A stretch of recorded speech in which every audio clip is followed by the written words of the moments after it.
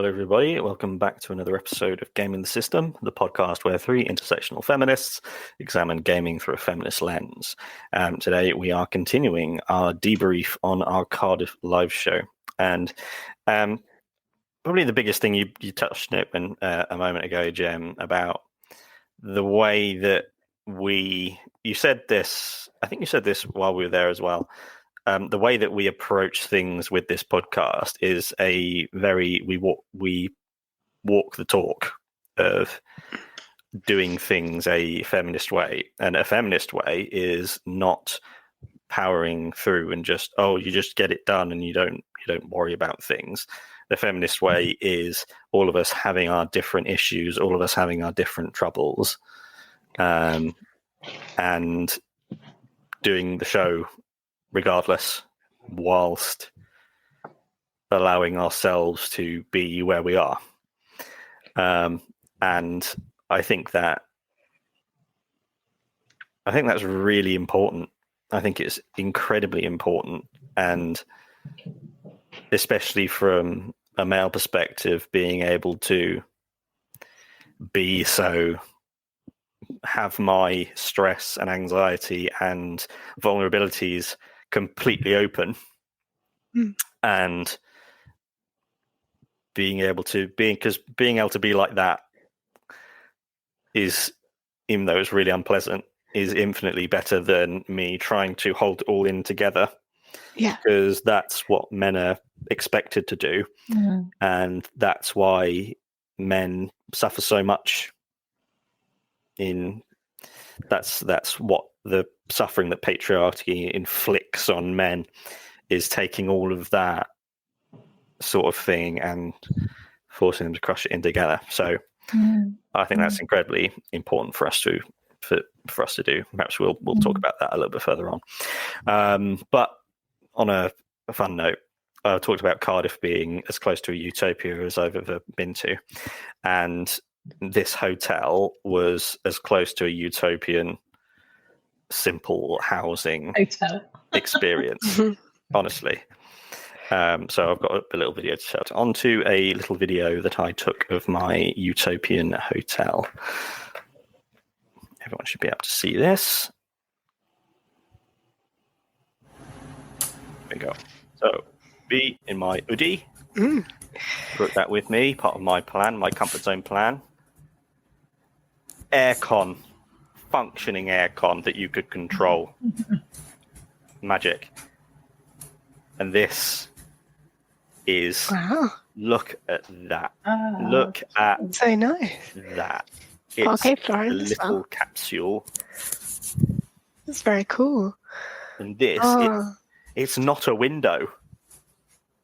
It's just a light color screen. So it can be completely pitch dark in there, which is heavenly for me. An ensuite, lovely shower, all modern. And just, oh my God, absolute heaven. I was in absolute heaven in there. It's very cool. Very Japanese, actually. Yeah. Small.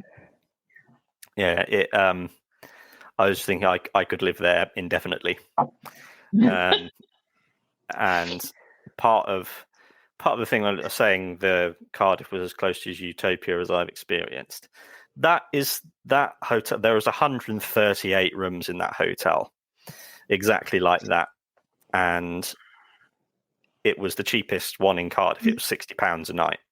Wow, that is good. Anything. Yeah, and that is the answer to homelessness, people who can't afford rent, and refugee crisis, like that. Because you could, while I was sat not being able to sleep, I did the crunching the numbers on how, like the cost of that, and for the hotel, like putting everything together, it would generate revenue of £3.6 million a year. You think that's nothing compared to the gross domestic product of this country. and with 138 ensuite rooms, that's a minimum of 138 people, and you can definitely stretch it up to 300, 400 people putting in and living in this wonderful place. And Rishi Sunak is a billionaire, and with that $1 billion pounds, he could fund 300 of these hotels himself, and that's 40,000 people lifted out of poverty, homelessness, and escaping persecution in their own country. Just solved. Yeah. And so that was quite a game-changing experience for me. And it's the first of its kind in the country. Oh, wow. So that's a bit of, I like serendipity, and so that appearing just at that time is awesome, and I hope that becomes a norm throughout the country. So that was probably one of the biggest positive things about my thing. But we'll go back to, we left everyone on a cliffhanger, hanging about what happened at the start when we all arrived. So I went from my hellish house onto the bus, onto the train, and arrived at the cafe, and you were both there. I went, "Hi guys, it's cool to be here. How do I go and get my ticket?" Because I just wanted to get that sorted, and then I could stop. And then the woman, there were two unhelpful Welsh people in the entire city. One of them was the woman that was on the door outside of the cafe that we were in, who would not let me through for anything and just kept on saying, "Oh, you need to go around. And what I ended up trying to find the wrong way around one way didn't work. Okay. So then I had to go back over the railway bridge again, which I had already been over the railway bridge before, all the way around there, and just go, yep. And then you go, yep, well, of course. So this was me for like the entire weekend. It was going, oh, yeah, of course. I've arrived there. I've arrived at the cafe. Just need to go and get my wristband now. Oh, of course, she doesn't help. Of course, that walkway doesn't work. That walkway doesn't work. Okay, I'll go this way. Okay, that one worked. And then, oh, look, a massive flight of stairs up to the entrance. Of course, just power on. Up the flight of stairs. Of course. Just straight, no one in the queue, just straight through. Oh, no, sorry, you need to go through the zigzag bit, even though there's no one there. So, yeah, of course. All the way through there. Actually, getting the armband was okay. That was okay. And I walk in, and then it was a blur. It was a blur from there. Basically, I didn't get to see you, Alex, and Tom for very long beforehand. But then Jem, Daniel showed me where the room was. And then we was just sort of stood there like that. And then another highlight of the journey of all of it was when Jem, you and your daughter went off to do something, and Daniel and I went down to just sit in the cafe. Daniel was just such a calming and pleasant presence to have. I was just sat there in that, just sort of frazzled, and he really was really just supportive and calming and really good company. And so I really appreciate the impact that he brought. And he was really interesting conversations, and just was a very chilled out experience that I don't want to take for granted, because I don't know him. We've not spent any time together, but he was just so So that was a really, really good positive thing. So bravo on your choice of husband, Jem. I got there eventually. Had to kiss quite a lot of toes.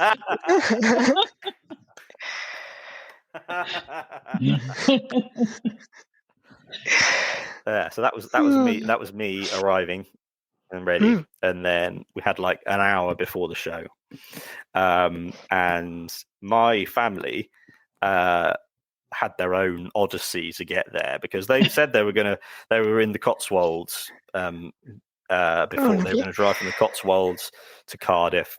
Just about a 2-hour drive, nice chilled out drive through the countryside. But there was an accident or something that turned. They left the house at 9 and they arrived at the show ready to arrive 5 minutes. The show started at 3, our show, and they arrived at 5 minutes to 3. That's the extent to which their journey was just mangled by circumstances. But we got there, and then showtime.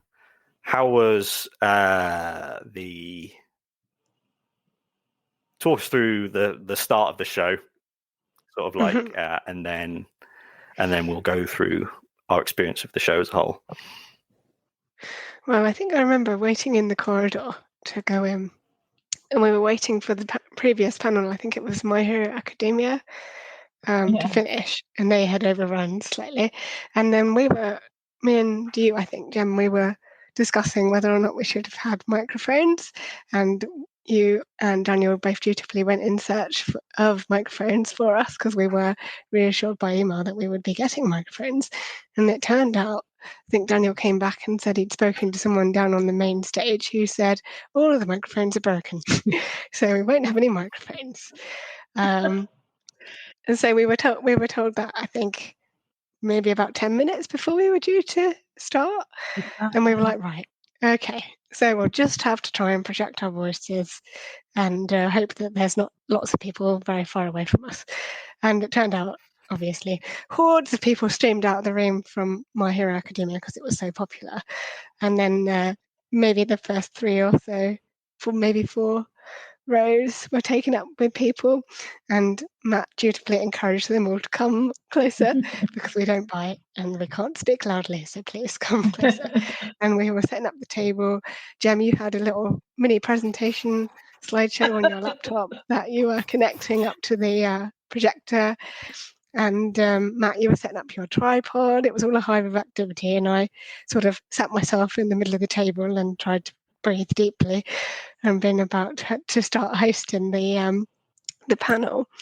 And it was just really nice to have all of our families there as well in the audience, like my partner Tom and your family Matt and your daughter and Daniel as well, Jem, just sort of around and be like, there's friendly faces in the audience that we can kind of make eye contact with if we need to as well. And then there were probably about, I don't know, maybe, was it 3 or 4 people who were not our family who were sitting in the audience, which was quite nice to see. We left the door open to have people come in and out, and they did come in and out, wandered in, looked confused, and some of them wandered away again. But so we started the show maybe about 10 minutes late, I think we were in the end, according to timings anyway. And you'd set up your tripod so that we could have it recorded. And I just was like, right. Then I just sort of launched into our usual introduction for the episode and kind of winged it the entire way through with my phone in front of me and my little set of notes. And we'd done a practice beforehand. And it was just really nice to, I guess, because we're so used to doing it with the screen in between us, it was nice to be able to see you guys physically next to me and to like read your body language and just feel that much closer to you while we're talking. It felt like even better than this does. So it was just really nice. I don't know how you guys felt about it, but that was kind of the start of the show for me. I was quite worried about the lack of mics there was a lot of background noise from the other various exciting things happening elsewhere in the building. So there was a big sort of open arena room stage with like bands playing, and so there was a lot of loud music coming out of there, and just a lot of people. So I was quite worried, but I think we managed to make ourselves heard, and that was really good. Felt I was really pleased. I was really pleased that my daughter was there. She doesn't pay much attention to the podcast, which she shouldn't, because the language isn't really appropriate. And but she doesn't get involved that much. But I think it was really good for her to see me doing that, and to just be in that environment and experiencing it, because I think as a feminist mum, one of the things that I want to do is to show my daughter that there are lots of things that we can do, and to do stuff even when you're nervous about it, and to feel the fear and do it anyway, I think is one of the mantras that I have with her. And I absolutely agree with everything you've already said, Matt, about not just pushing on through, but then I think there's also something about not letting sort of all the various cliches and all the various pressures on us stop us from being who we want to be. And I think it's about recognizing that we have these things that we have to tackle, and then finding ways to make it work for us. And I think just like you were talking, Matt, about having set up all your sort of support structure, and I appreciate that that didn't work in every bit, but it was still there, buoying you up and giving you that additional support. And I think that for me is quite important. And I think there's nothing as valuable as actually physically going and doing something and physically seeing something. And my daughter's really into gaming, and she's into anime, and she's into all of that stuff anyway. So for her, it was a really nice opportunity to kind of go and do this thing, which was quite extremely anxiety inducing for her, but to see all of the three of us with our own things going on also being there and doing it. And and I think you talking, Matt, about being kind of honest about the challenges that you faced in getting there, especially as a man, because men are put under so much pressure to do that. But for my daughter, it's like, but they're grown-ups. She just thinks that as soon as we get to adulthood, we're just all of these things disappear. And I said, well, no, it doesn't. And it's these are the things, and this is why it's important to kind of practice doing this, and to be supportive, and to be kind, and all of those things. It was really good. Not that I'm trying to use you guys as like a learning my daughter, but I was proud that she was there to see me doing something that I was also anxious about, and that I would not have been able to do sort of 3 years ago. I would have found that really difficult. And now I lecture at university, and I do presentations on things, and I would not have been able to do a lot of that without gaming the system, without what we've been doing. So I'm extremely grateful for this. I'm extremely grateful for gaming the system, and I'm extremely grateful for the Women's Equality Party, which I wouldn't be here without. So for all of those things, they've given feminism has given me opportunities and given me motivations that I just wouldn't have had. And so it was awesome to be sitting there on this panel in this space to talk about these things that we all think are so important. And it was really nice to be there with the two of you in physical person, but it also just felt like any conversation that we'd normally have in this scenario. So that was really good. And I think that Alex, you really kind of managed the situation really well, because I know that you were concerned about the lack of mics as well, and I think you really rose to that challenge, and you really and if you were winging it, it didn't look like that. It didn't feel like that from my perspective. And I think, Matt, you seriously pulled it out of the bag. I mean, for sure. I mean, you're describing everything you're describing. Yes, I could see how anxious you were and how stressed and how difficult the few days had been for you. But when we were in the panel, I don't think that came across at all. I don't think anyone, I mean, I'm sure your family could tell because they know you, but no one else would have been able to see to know anything about that, what has gone on before that for you and what it took for you to be there. And I think I was so proud of us. I was just so proud of us. And I think possibly for me the only thing of note was how few people attended our talk. But I think that is part of the reason why it's so important that we do what we do, and I think we did talk about that on the day. But the people that did come were so really engaged. They were, and it was lovely. Interested in that. You could see like them nodding like this, and even that little head movement was such an affirmation. I was like, people care. People care about what we're saying. Which sounds big-headed, but like it's important what we're talking about. And like Jem said, I'm really proud that we were able to do that. It feels amazing to say that we've hosted a panel from our tiny little podcast. And I think I really admire the way that both of you spoke during our panel as well. Like, I feel like the way you guys speak compared to me is like way better, but that's, I guess, just everyone's sense of themselves. And I really think, like Matt, I would agree with Jem, you really pulled it out of the bag, and you come to life when you speak about what you're passionate about on the pod, and that really came across on the day as well.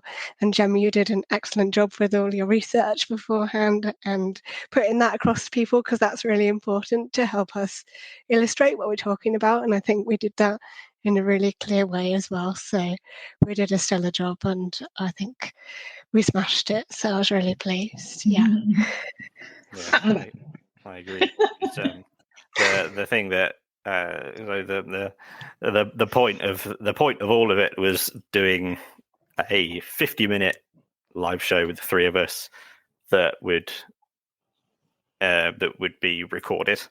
That was the core of all of it. That was my motivation for getting through it. And then all the other stuff was stuff that just happens around that thing. So the reason I was able to do the show and be myself in the show, and I'm really pleased with how I did, was that the show was the easy bit. The show, sitting down and talking for 40 minutes, that was the easy bit compared to absolutely everything else. So I was not worried at all about the live show, which is what like, that was good, because I knew that you two would, again, part of the dynamic that we've built is that we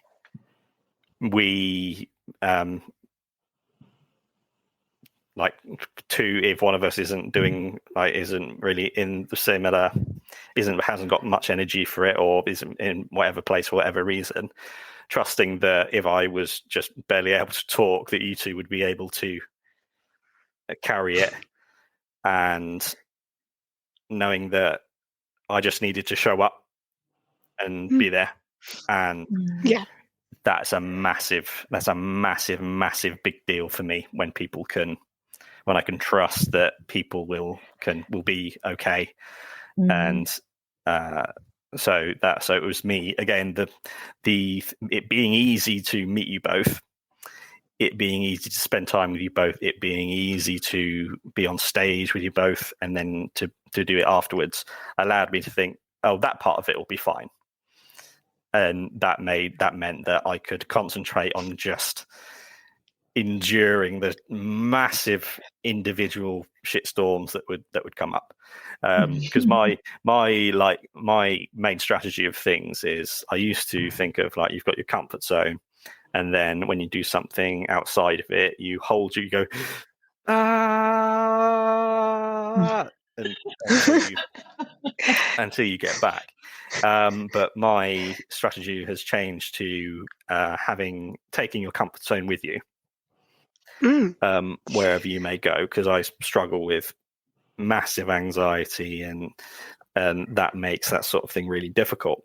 But so yeah, I took my comfort zone with me, and just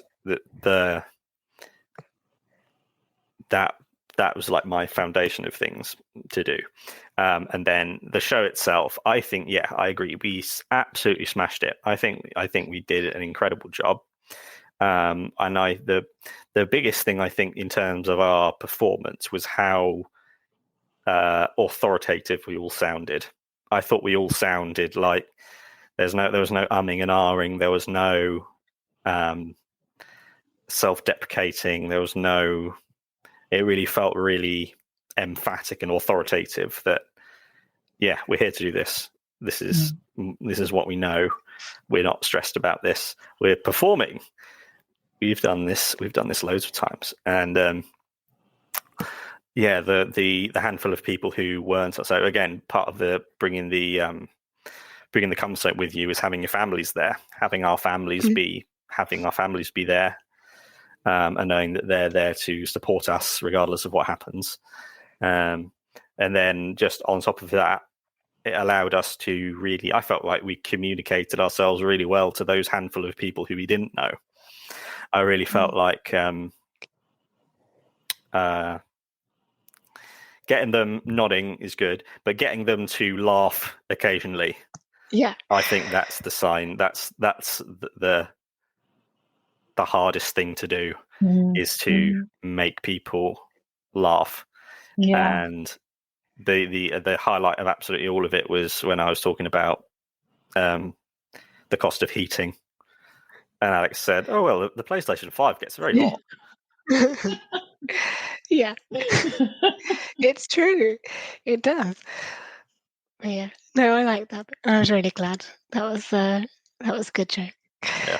So yeah, so the show, I don't think it could have gone any better, and that we recorded it and that it's released now. That was the raison d'etre for me. If we can just get that done, that's the easy bit, and then everything else I just need to get through. And then after the show, I'll talk about after the show. We all just, so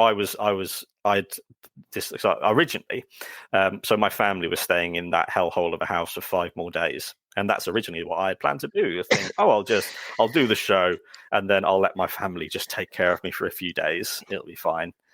But then I realized, early in that morning, I could not stay another day in that house. I couldn't handle it, and I couldn't drive home. I wasn't going to drive home, so I was going to take the train. I took the train home that evening, and originally I'd wanted to just rush away just so I could get away as soon as possible. But instead I thought, no, it would be better if I build in a little bit of time so I'm not trying to rush there as quickly as possible. And I ended up just going down to the McSims again. McSims, absolute heaven on earth. And was originally just my family wanted to go and check something, and then we were going to go. But then I was just sat there with, I think it was Daniel, Alex, and Tom. And we just chatted for, it must have been about an hour. Just a handful of us, and then Jem, you came back down, and then we were there for well over an hour, and I enjoyed that conversation so much, and I had an awesome really nice milkshake. Yeah. So yeah, just that the ease and interestingness of conversation, it really makes you take for granted. I don't want to take for granted how enjoyable conversing with you guys in person, and Tom and Daniel, how I just felt very comfortable, very relaxed, and yeah, I congratulate you both on your chosen partners. So what was the post show like for you two? Yeah, much like you, Matt. It's very chilled. I've definitely felt like after the show was like that adrenaline high. We've done it. It's over, and we did a great job. And wasn't it great? And then we just went down to the cafe and thought, right, now we can just chill out and chat about cool stuff that we love, which we did quite a lot. Like, yeah, it was just really nice to be able to have that time to just chill out and hang out, and which we've never had the opportunity to do before, which is really cool. And it was just lovely also to see everyone's families. Matt, I was so glad that your family was able to make it, because their support was just so infectious. They were lovely. They were so nice and so Your kind. granddad actually came and chatted to me as well, and he was just lovely. And yeah, I'm just really glad, because it shows how much of a good relationship you have with your family as well, which is great to see. So I think just generally, it's just nice to think about how all our support networks are. Well, everyone's support network is unique, but also it's really important for things like this when we're doing stuff we've never done before. And to have them there is a real bonus, definitely. And like you say, something we shouldn't take for granted. But yeah, it was just really lovely to be able to spend that time coming down off of the adrenaline high. Yeah. Yeah. I mean, I thought it was a really good panel that we did. I thought we, like you said, Matt, I think we covered what we're about, and we kind of did a really good overview actually of why we're doing this, so I think we definitely came out of there on a high. I got dragged off into the marketplace by my daughter to go and look at stuff. One of the things earlier on in the day when we'd been in there was that we were walking through, and obviously there's all these people dressed up and in various fancy costumes and stuff, and they all look so cool. And one person walked past us, and he was just had no shirt, no top on, and he was dressed as a barbarian. And my daughter was horrified. That man's got no top on, mummy. She was like, really, like, I think she might be like part like Victorian, like housekeeper or something.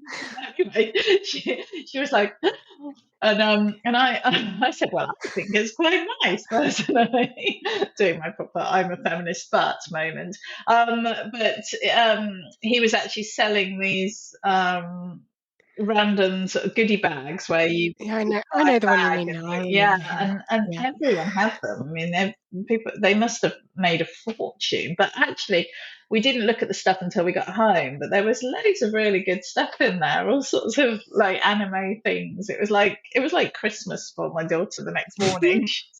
But no, it was so nice. And we saw earlier on in the day the voice actor for Widowmaker from Overwatch was there, and my daughter plays Widowmaker as her main character, and so she was just super excited, and she was absolutely lovely. This person, I can't even remember her name now. That's awful, isn't it? But anyway, she was just so nice. It took about half an hour for my daughter to build up the courage to go over, and we had to pay. She didn't do it for free, but she signed a picture, and she had some photos taken, but she was so nice. And my daughter actually messaged her and said thank you, and she sent back this gorgeous, lovely message back to my daughter, and it was just so nice to meet these people from the industry that we're talking about, and actually meet people in person and see that they're just nice people doing their jobs. And I thought also it was quite what's it called, serendipitous because we just recently did shows on voice actors, so it was just really nice to actually sort of meet and just see that. And I think, my daughter's basically taken this signed photo into school with her it just goes with her all around the house.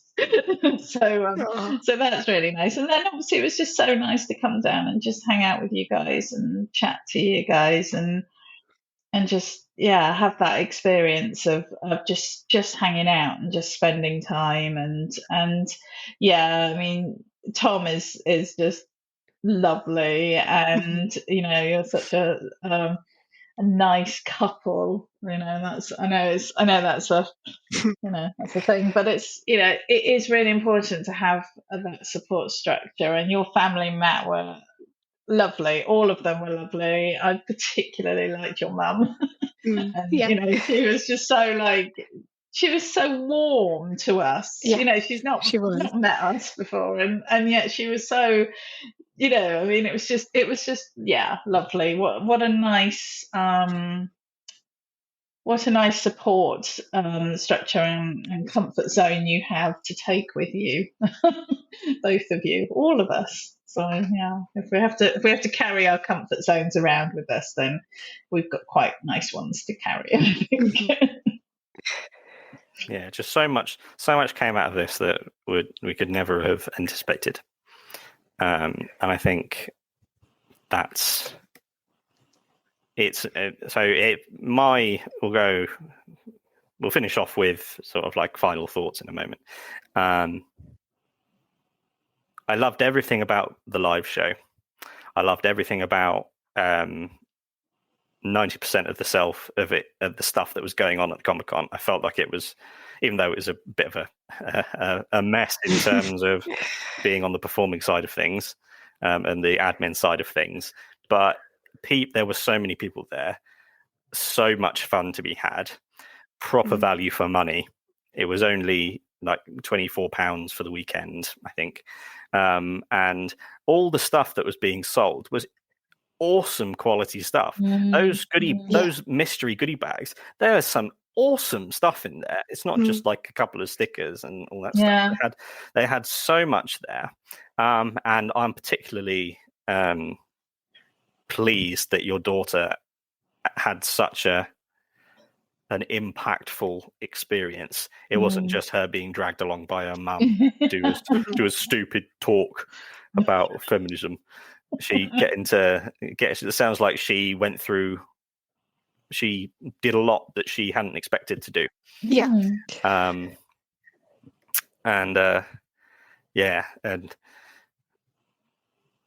So I would personally, I would love to do another in-person live show.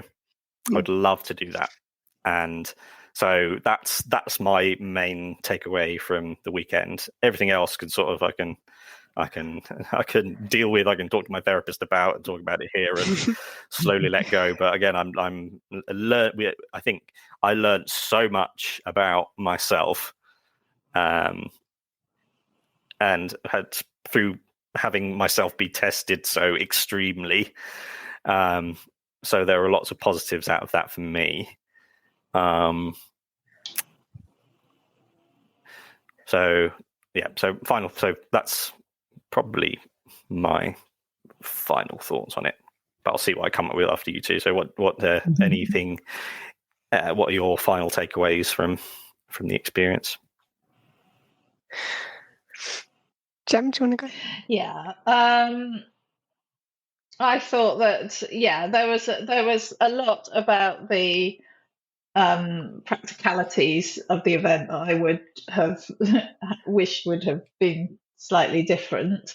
But as far as our first experience of doing that, and would I do another one? Absolutely, yeah. It was so much fun. I love being in those kind of environments anyway. I'm such a geek at heart. Just, I'm just really disappointed I never got into cosplaying when I was younger. I feel like I'm a bit too old for it now, but I don't have the time. But it was just, it was a really fun way to spend the weekend, and and I got to spend it with you guys, which was also lovely. So yeah, no, it was a really good thing to do, and I'm really glad we did it. I was very muted about it up until the week before, because I don't think I really believed it was happening, because it just seemed like such a crazy thing to be doing. And whenever I told anyone, they were like, "You what?" Yeah. So I think, and then about a week before, I was like, "Oh my gosh, it's actually happening!" And I just started getting super excited about it. So I feel really pleased, and I'm really proud of us, that our little podcast that was conceived of by Caroline, who sadly couldn't make it, but that took us all the way here. That was, it was cool. It was cool. And we must Definitely. give honourable mention to Caroline. We should, yes. Because she was originally going to come on, but then she felt like she wasn't up to it the week before. And that's another part of the feminist organisational environment, and that is fine. It's okay. Yeah. If something had gone wrong on the day and one of us hadn't been able to do it, two of us would have been able to go on and not be like, oh, she's she or he, I say she, sorry, they whoever they may have been, Matt collapsed on the bus or fell asleep in the Millennium Centre, and he couldn't show up, and you two would have been absolutely fine. And that's another awesome thing about the kind of environment we're trying to work on. Sorry, Alex. It's all right. No, it's all good. I agree. I definitely would love to do another one. I think. And I think if I think about it, like Jam, you expressed similar earlier, where if you think all the way back to like yourself before pandemic times, I would have, if someone had told me I'd done a live panel with a podcast that I'm a part of at this stage now, and also that I work in my job as effectively a public speaker training people, I'd tell them they were absolutely mad, because I can't imagine doing anything like that. I think my younger self would be incredibly impressed by what we've all done, and I think I'm very proud of that and what we've all done as well. So yeah, I'd definitely be up for doing it again, because like you said, Matt, on the day, we've done it now, we know we can do it, and we can do it again, and maybe it'll be better next time. We don't know, we can just keep trying, can't we? And and it'll be just, we'll see how it goes, but definitely up for doing it again, and definitely an experience that is one for the bucket list, I think. Yeah, and close off, round of applause for us. Everyone at home, I hope you can, rounding applause as well, wherever you may be. Just say, well done, Gaming the System to us. And we are nominated for an award next month. Another bit of exciting news. News, which we'll keep everyone apprised of as it goes along. And with regards to the live show, it'll never be the first time again. And so we've broken the back of that, hopefully. And we're just going to chill out and not have something 6 months in the working ahead for the moment. Yeah. So with that, everyone, thank you for watching or listening. We release something new every Thursday, and we have our Patreon at patreon.com/gamingthesystem, where you can get some of our Patreon-only content. Until next time, we have been Gaming the System. Bye-bye. Bye. We hope you enjoyed that episode of Gaming the System. If you want to support us, you can donate to us through our PayPal by sending it to wearegamingthesystem@gmail.com if you want to send us a one-off donation. If you want to donate to us monthly, you can subscribe to our Patreon at patreon.com/gamingthesystem. Until next time, bye-bye.